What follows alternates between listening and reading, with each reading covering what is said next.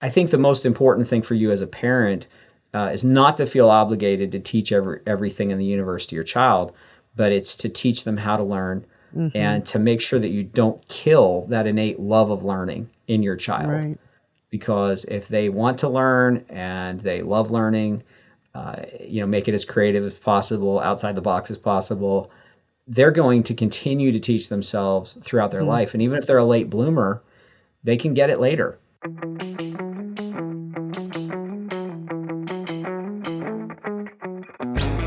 From the Florida Parent Educators Association, home of the largest homeschool convention in America, this is the Not by the Book podcast. I'm your host, FPEA Chairman Suzanne Nunn, and together we will hear from guests who share their journey to who and where they are today. Each one of them at some point left the expected path, ripped the page out of the book that says you have to do it like this, and made their own way. I hope these conversations inspire you as much as they do me. Today I talk with author, speaker, and founder and director of Family Renewal, Israel Wayne. Israel has an incredible story of family, renewal, and how a young man's journey through his childhood and teen years has led to a life of passion to help families be strong in their faith and relationships. Listen in to hear his story. Well, my childhood is rather complex and was not very easy to articulate in a soundbite, but my parents got married at a very tumultuous time in our history. My dad had been raised in a fundamentalist Christian home, very strict, conservative Christian family, raised in church. My mom was raised in a non-Christian home. And despite these widely different backgrounds, they decided to marry.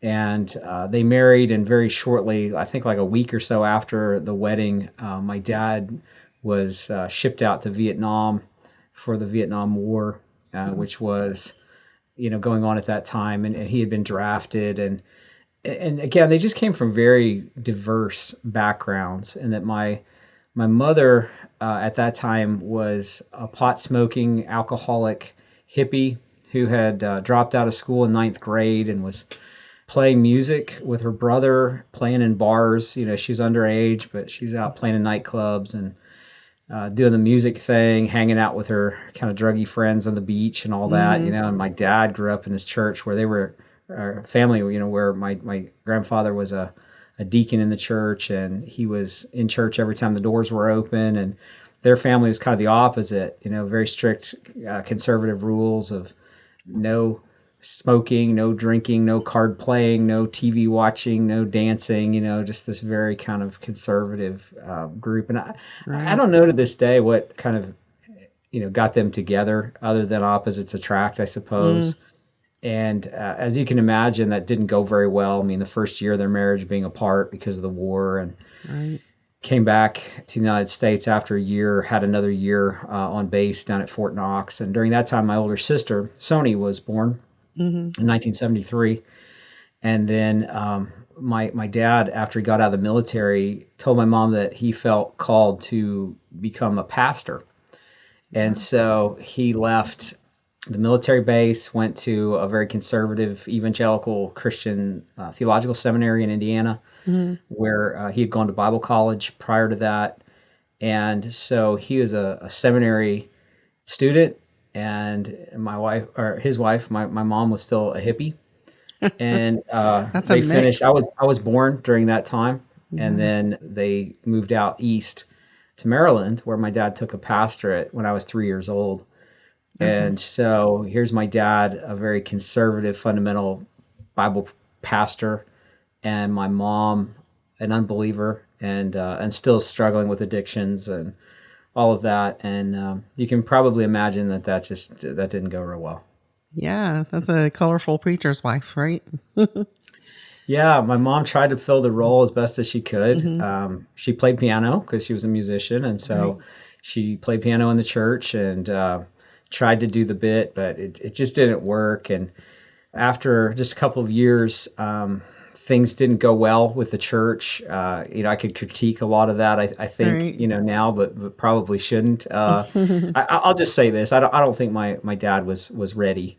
He Right. was a young man straight out of seminary. He had a lot of head knowledge, but hadn't really had a lot of experience in how to lead a congregation. Mm. And just, probably just a lot of dynamics that it didn't work out. And the denomination, decided to bench him Yeah. because he had taken a church of, 150 people, something like that, and it had whittled down to almost nothing within a year or two.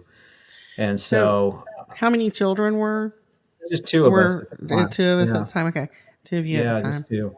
Okay. And So where did so, he go after that?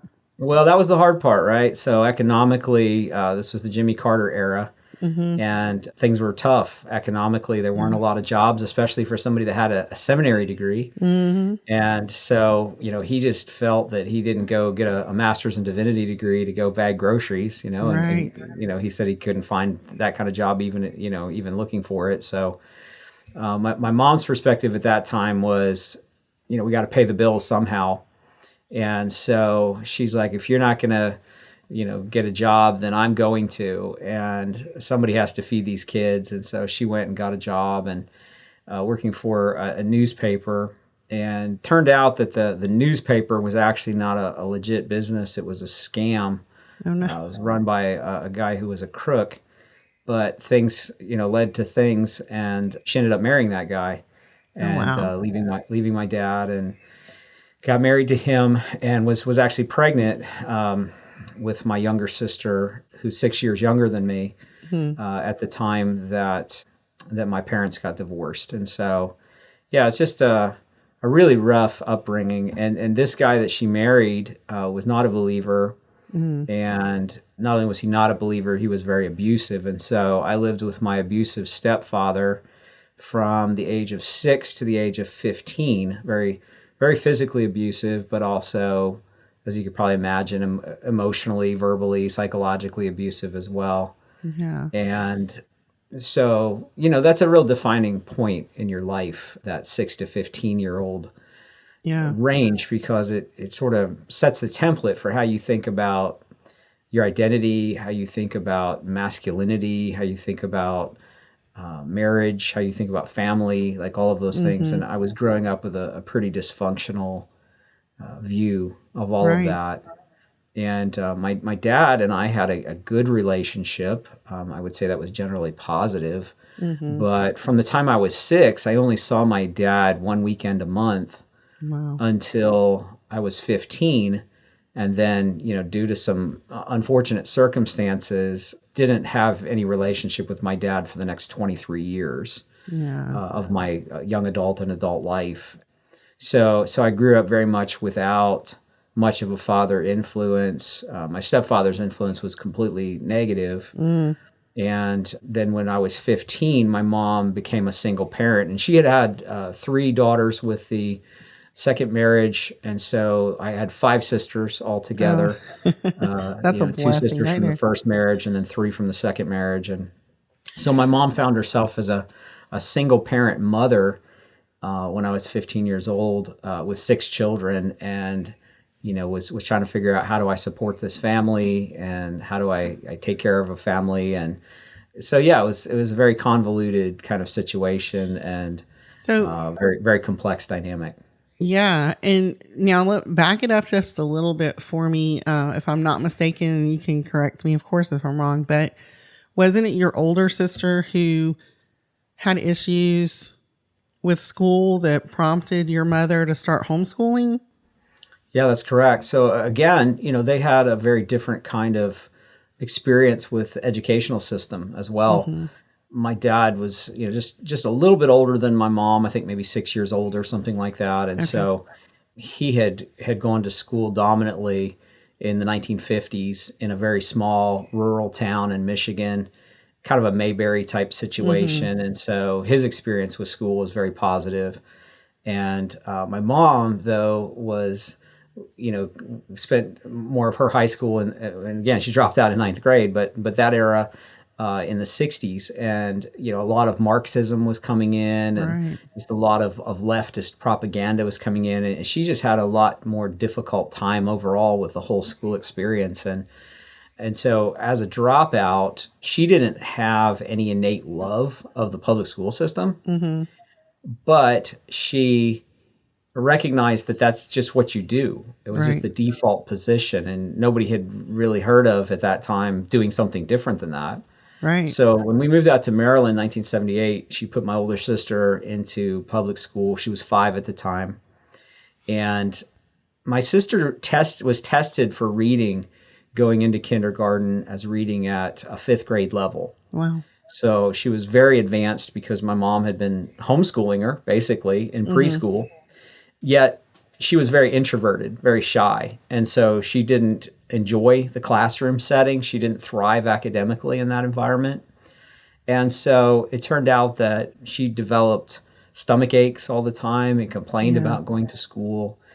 And one day my mom and I were out running some errands, and we stopped in at the class, and the teacher was actually had her back to the class. They were all running around screaming and yelling and throwing things, and she was watching a soap opera on TV, ignoring the class. She just would yell over her shoulder and cuss at the children every once in a while. And for my mom, it was like, this is the last straw. Like, I can do better than this. So she took my sister out of public school. And I remember, even though I was only 3, every morning the school bus would pull up in front of our house, and they would blow the horn. And sometimes the school bus driver would even come and knock on the door and would yell at my mother and tell her she needed to put my sister on the bus or she was going to be in big trouble. And eventually she got a letter from the school board threatening to take her to court for truancy if she did not, put my sister back into school. And so if we're looking, I'm sorry, but just for the impact of this, because the world we live in right now is very different from what we're talking about then, from even the homeschooling perspective. So we're talking about 1978, 79, late 70s. Yeah, it was 1978. Yeah. No real laws in place about homeschooling. A mom who's struggling with things in her own personal life, marriage, and everything else. High school dropout. Has 2 kids, at home. And she senses that this is a problem and decides to stand up and do what she needs to do with her child. So she got a letter, and somehow they let her go. Yeah, so what happened was she got this letter from the school board charging with truancy. And I guess just for historical context, I'll go back and explain that in 1852 in Massachusetts, a guy named Horace Mann instituted the first compulsory attendance public school laws. And it basically said that you had to be in a public school, and it was mandated for every student. And if you were not in a public school, you could be prosecuted for truancy. Right. It wasn't until 1925 in a court case called Pierce versus Society of Sisters that the Catholics were able to categorically opt out of public school compulsory attendance laws and create their own parochial schools. Right. And then fast forward, almost another 50 years, it was in 1972 when the Amish, through a court case called Wisconsin versus Yoder, were able to opt out and create their own parochial schools as well. So back in the 70s, there were exemptions for Catholics, there were exemptions from Amish, and there were court battles that were beginning to take place in Nebraska and Kansas and some of these places for Christian schools, Protestant, evangelical Christian schools, with groups like the Christian Law Association, Rutherford Institute beginning to represent them. But there really weren't any cases that gave an exemption for families to be able to teach their children at home. So if you didn't have your child enrolled in an approved agency, a government school or a Catholic school or an Amish school or something like that, or maybe, a few private schools here and there that had won legal battles, you could be prosecuted. And in those days, the risk of that, if you got caught being truant and not sending your child to an affirmed school, is that you could have your children taken away from you by Child Protective Services. You could have your parental rights terminated. You could lose custody of your kids. They could go into foster care. You could do jail time. I mean, the stakes were super high. My mom didn't know any of that. Right. She wasn't familiar with all that. She just did what was natural for her. She just was instinctively saying, I think I can do a better job than this teacher is doing in the public school. That's all she knew. It's just motherly instinct. Right. And she knew that my sister enjoyed being home with her. She knew that she was thriving academically at home. Relationally, things were good at home between my mom and my sister and I. And so, yeah. So anyway, the issue with the court was when my mom got this letter from the school board threatening to take her to court, she broke down and started crying. And my sister, her name is Sony, she came over and she asked, Mom, may I read the letter? She's 5 years old. So my mom handed the letter to my sister, who read it. And a few minutes later, my mom retrieved the letter, and it had been edited by my 5-year-old sister, who had circled misspellings and bad grammar and bad punctuation and had written the correct spellings and punctuation and all that above the misspelled words on the page. And my mom was very concerned about that because she knew it was a legal document. And so she told her, please don't do that. But it was something she taught my sister how to do in her homeschooling. And my sister would often even read the newspaper and look for typos. Right. Which is ironic because my sister now is an associate editor at Master Books. And so so it's kind of funny that she's made a career all these years doing editing work.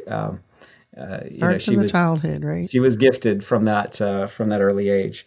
Yeah. But anyway, when we went to court, the first thing that the judge asked was if she had received a letter from the school board. And then he asked, may I see that letter? And my mom was frightened because she thought, oh no, we've defaced this letter. Is he going to be mad at me? And so when he looked at it, he was obviously puzzled about the writing on the page. And so he asked her, who wrote on this? What's this about? And so she explained, this is an exercise that I've taught my daughter how to do, how to recognize typos and misspellings and so forth. And he said, your daughter did this? How old is your daughter? And she said, my daughter's 5. He said, your daughter's 5 and she did this? And he was just rather incredulous. But finally, after having heard the school board out and their argument and all that about truancy, he just said, I believe one of the biggest problems that we have in education today is a lack of parental involvement. And here we have a mom who is very involved with her daughter, seems to be doing a great job. And he said, I think there's no debate that we're having a lot of problems in our schools with academics, academic failure and so forth. And he said, I think this letter is a great example of that. He said, it just seems to me like the solution to our education problems are getting parents involved. And so you're wanting me to punish a mother for being involved. And he said, I'm not willing to do that. He said, ma'am, I think you're doing a great job. And as far as I'm concerned, you can keep teaching your daughter at home. And he dismissed the case. Now, in dismissing the case was kind of a wise decision on his part because my mother didn't get prosecuted, but he also didn't rule on it. Yeah. So there was no case precedent set. And so in the state of Maryland, I don't think it became legal to homeschool until 1992. Wow. I actually graduated from homeschooling in 1991. And so my entire experience being home educated was when it was against the law. And we did get caught a couple more times when I was in 2nd grade and 6th grade. I ended up having to go to private school because my mom, again, facing court cases, the judge said, well, what would you like to do? Would you like to put your children in public school, or would you like to be thrown in jail for contempt of court, have your children taken away from you, and oh, by the way, then they'll be put in public school? And she said, I think I'll choose the alternative option of putting them in a private school. So we were in a private Christian school in 2nd grade and 6th grade for me. But just to kind of finish out the family story. So when I was 12 years old, my mother had a life-changing experience where she became a Christian, and it really changed the dynamic of our family in a very positive way. And she sat down and talked with us children at the time, and she said, I believe that in the near future, we're probably going to be alone. And I don't really have a means of income. I don't know how I would support you, but I feel like the Lord is leading me to start publishing a homeschool magazine. So in 1988, she started publishing a national homeschool magazine, which ended up becoming the nation's longest running Christian homeschool magazine, which she published until her death a couple of years ago.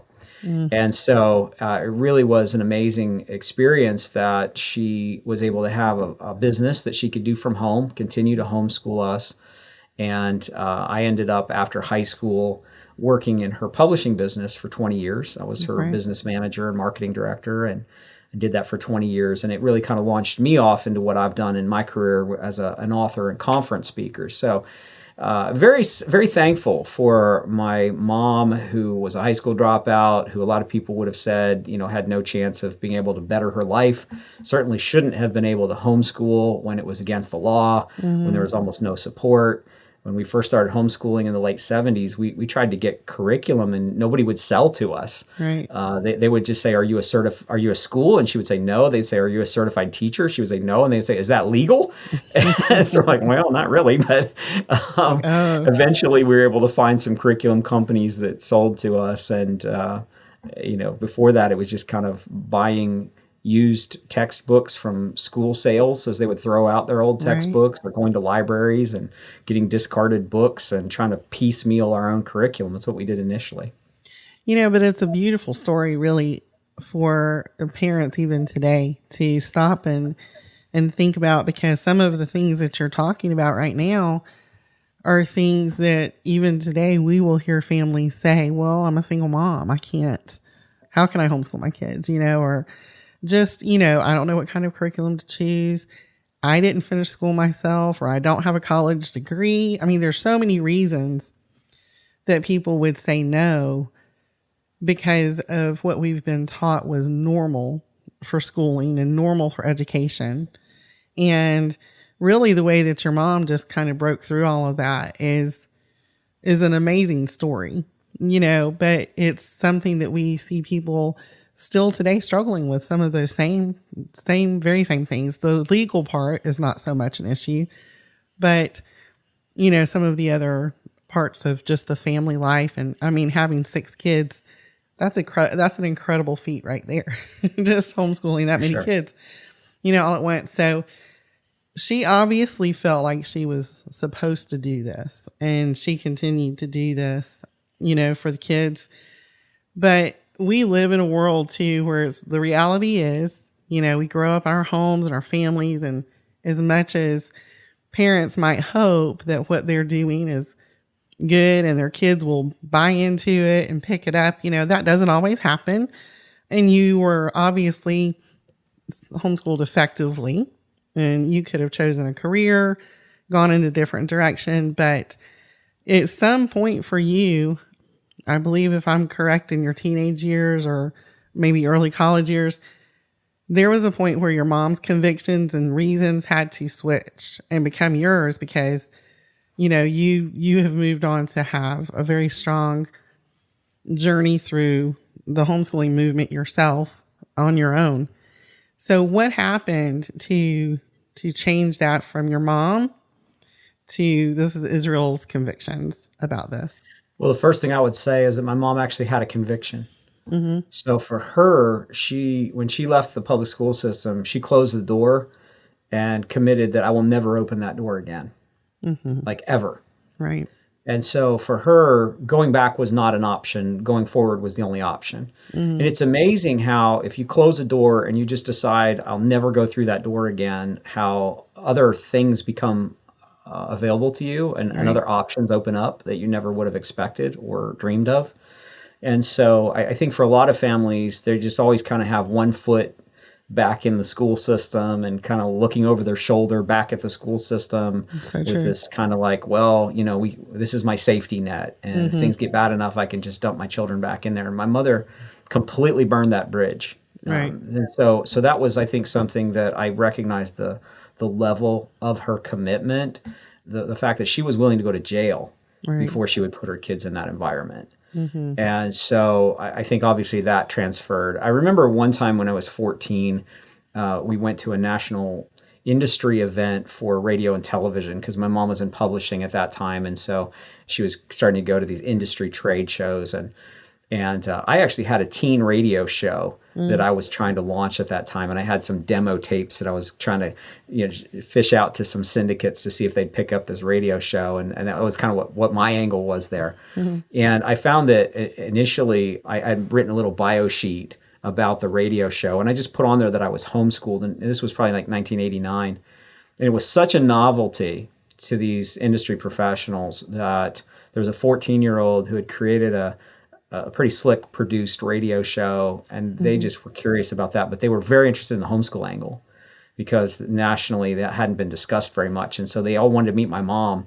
And then when they found out she had a national homeschool magazine, they wanted to interview her on their TV shows and their radio shows. And I just saw like, wow, this homeschool thing is bigger than what I thought it was. And my mom wrote books on homeschooling, and she spoke at homeschool conferences back in the 80s and 90s and 2000s and on. And I just saw a lot of lives changed through her publications, through her books, and I began to realize like this really changes the entire culture of a family when it's done right. This is not just about academics at home. This is about families learning how to reconnect. It's about parents learning how to regain relationship with their children, who in many cases they barely know because they're spending an hour a day with them. And I just saw transformation in people's lives, in children's lives, children who struggled in school, who were depressed, who were suicidal. They came home and all of a sudden they got their life back, and they got joy back, and they just loved the environment of being able to learn at their own pace, of having a curriculum that was designed around them instead of them being force fit into the factory educational system.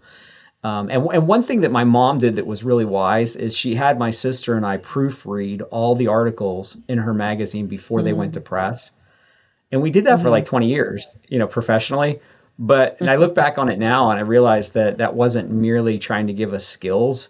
It was actually a university education for us, because my mom actually discovered some of the greatest speakers and authors of the homeschool community back in the day. Like my mom was the first person to ever publish John Taylor Gatto or Samuel Blumenfeld, or, so many of those great pioneers that wrote so many wonderful books and kind of laid a philosophical foundation for homeschooling. And so I was influenced by a lot of those voices back in the day, and even got to know many of them, having them in our home and me being in their home, and getting to know a lot of the pioneer families of the movement. It definitely indelibly etched itself on who I am.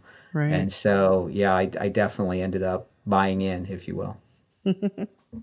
So you did get access to a lot of the early homeschooling movement. Like you said, can I just pick your brain a little bit? Do you remember like the first homeschool convention or conference that you went to? The first one that my mom went to, I think, was 1988. It was CHAP in Pennsylvania. Okay. The next year, I went with her to HEAV in Virginia in 1989. So some of the early ones. I remember meeting a guy and his wife there that had a booth, and they had some things on art and music, and found out that was David and Shirley Quine, who began writing for my mom's magazine, and they became lifelong friends. And so, yeah, and I remember that year was at Liberty University. This is just kind of a funny story, but it was at Liberty University, and it was nothing like it is now. It was a much smaller school, and they were in the process of renovating the campus at that time, and they were digging up had excavators and stuff out there, and somebody cut a main water line, and they had arranged to have the homeschoolers stay in the dorms at Liberty. Well, there was no water, and so these families were staying in the dorms for the weekend, and they had no running water in their rooms. And so the keynote at the conference, as I remember, it was supposed to be the late Dr. Jerry Falwell, who was the president of the university at that time. And people were so angry about the way that things had gone, and, having these rooms and not having water and so on and so forth, that I remember an assistant to Dr. Falwell came out and read a letter from him because he didn't want to come out and make a personal appearance. So that's kind of a memory that I have to this day of that. Just kind of a funny side thing. And so for those of you who have ever coordinated a conference, you can imagine the nightmare that would be if your hotel had no water for the weekend or something. Those things beyond your control. But beautiful. Yeah. It was. I think it's funny though, because, you go back to some of those early days and things the landscape is so different for homeschooling. And, what I really prefer usually to call home education. I feel like there's definitely a separation in what people consider schooling and what people consider education. And I think that, just looking at your place in that space, you're surely an advocate for home education. And, I would like to hear a little bit more from you about where some of your, strong convictions. You have your books are compelling on why home education is the way to educate, and your family. You of course married a homeschooler. So, again, like I said, you could have married a homeschooler, let her homeschool your kids, and had your own separate career completely, but you really dedicated your life to this and to supporting and educating people about home education. So, can you share a little bit with me about at what point you really saw that this was going to be your place in the home education landscape? Well, I started working for my mother's publishing company as marketing director for her homeschool magazine in 1993, January of 93. Mm-hmm. The next year was the biggest federal legislative battle in probably the history of homeschooling. Mm-hmm. That happened in 1994. It's called HR 6. Yep. And that was the very next year. And I was actually involved kind of in that fight back in 94. And so, it goes back 30 years now.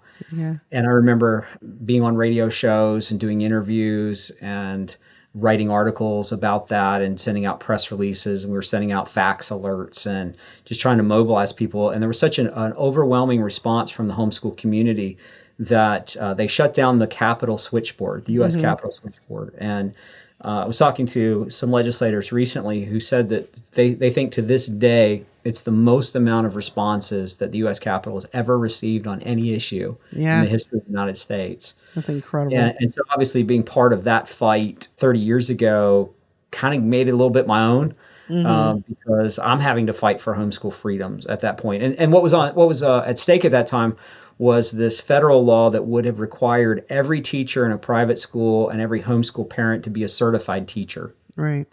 So you can imagine the hurdle that would be for especially homeschoolers to try to become a certified teacher. Like most people just wouldn't be able to do that. Right. Thankfully, that bill was defeated. And so I started writing for her magazine that same year, 1994. I wrote my first homeschooling book in 2000. Mm-hmm. And my wife's family is interesting as well. My wife's family in 1993 heard Dr. Raymond Moore on the radio with Dr. James Dobson, that very famous broadcast that in my opinion, really launched the modern day homeschool movement. Mm-hmm. And her family became very close friends with Raymond and Dorothy Moore. And her mom was actually one of the founding board members of AFI in 1983. That's great. So my wife also grew up on kind of the leadership side of the homeschool movement. She started publishing a magazine for homeschooled young ladies, teens, if you will, in I think like 1995, something like that, when she was like 15 years old. That's great. So yeah, it was just an amazing, maybe even a little before that, maybe 93, I can't remember, but somewhere early on, she started publishing this magazine. So we both came from publishing families, both homeschooled. And, and then as I became a parent, as I started to think about my responsibilities as a dad, I really began to take seriously, as a Christian, the theological perspective as well, that in the Bible, God had given responsibility of education, not to the state, and really not even to the church, but really to parents. And so I felt like I needed to take seriously my responsibility as a dad. There was nothing in the Bible that indicated to me that this was something my wife was supposed to do while I go and just live a separate life and work a career. That as a father, I'm equally responsible, if not more so, for the education and training of my children. Right. And so all of our children have been homeschooled from birth. We have 11 children, currently ages 24 down to 3. We have 6 girls and 5 boys, and they've all been homeschooled, and they're all different. Their personalities, their learning styles are all different. But we have really benefited from being able to customize the education to each child and to develop a relationship with them. And I wouldn't change it for anything. Well, and I think that's the most important thing. And for me, I know as a mom, the home education for me was more about relationship and preparing them to functionally be able to always learn whatever it was they needed, to love learning so much that they could learn whatever they needed to support whatever skill sets they needed or career that they may be drawn to or ministry, whatever it is. for them to be able to think through that and to learn and to know how to learn and to love it. And, it is a very different perspective, I think, sometimes that we have on home education, even within the homeschooling movement. It's different. We vary very much with our children. They all need something a little bit different.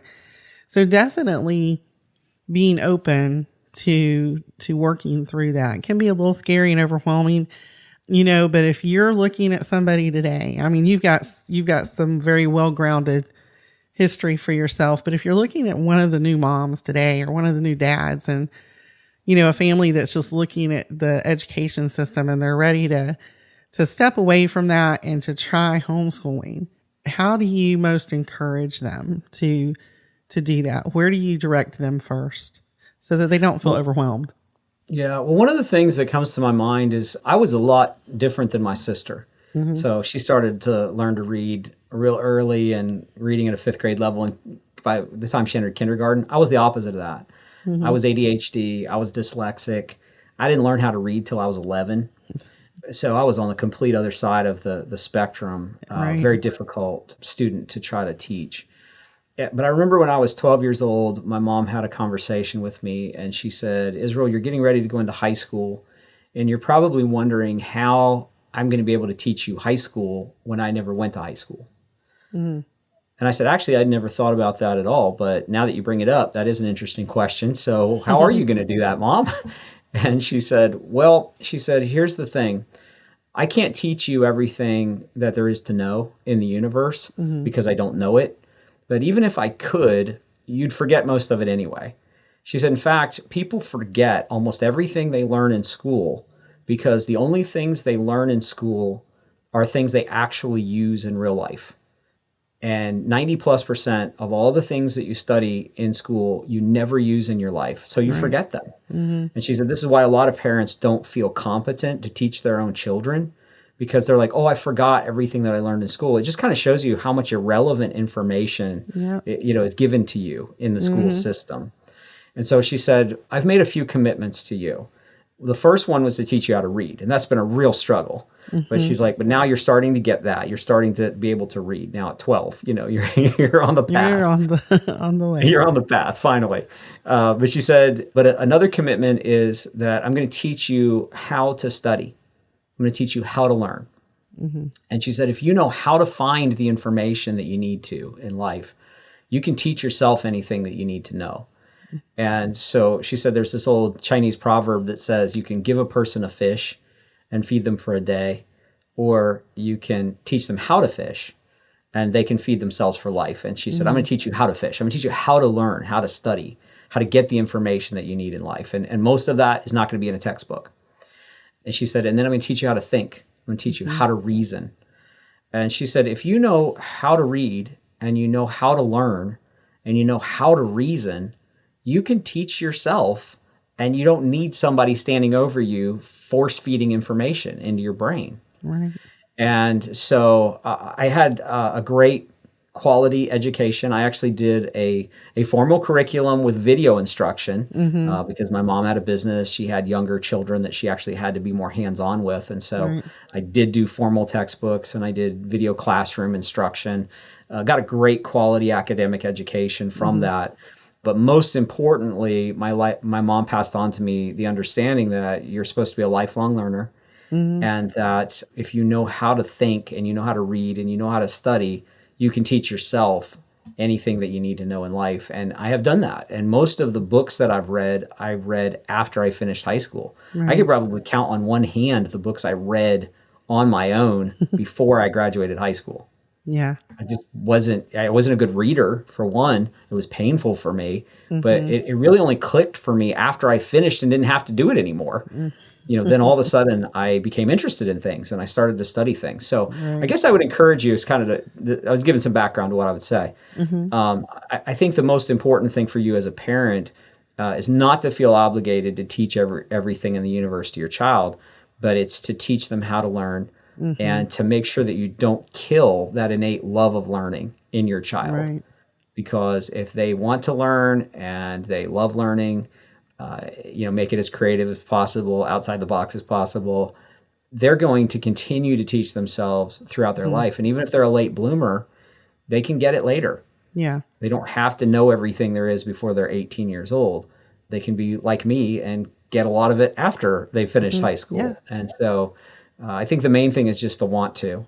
People always say, well, homeschooling is not for everybody. Not everybody can do it. Not everybody's qualified. Not everybody's equipped. Well, I don't know that you could get a lot less qualified than a high school dropout single parent mom with 6 kids living on $100 a month in child support and no government assistance.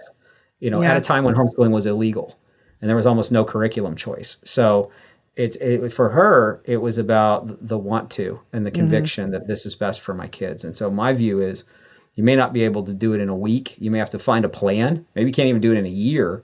But if it's your heart's desire and you want to teach your own children, there is a path. And I wrote a book called Answers for Homeschooling, the top 25 questions critics ask, where I show a path for how anybody can really homeschool if they want to. It's just a matter of having the desire to want to do that. Right. And I think that that's true for most of the things we embark on in our life, right? If it's something we want, we go for it and we'll pursue it until we can make it happen. And somehow we've become scared of the home education part along the way.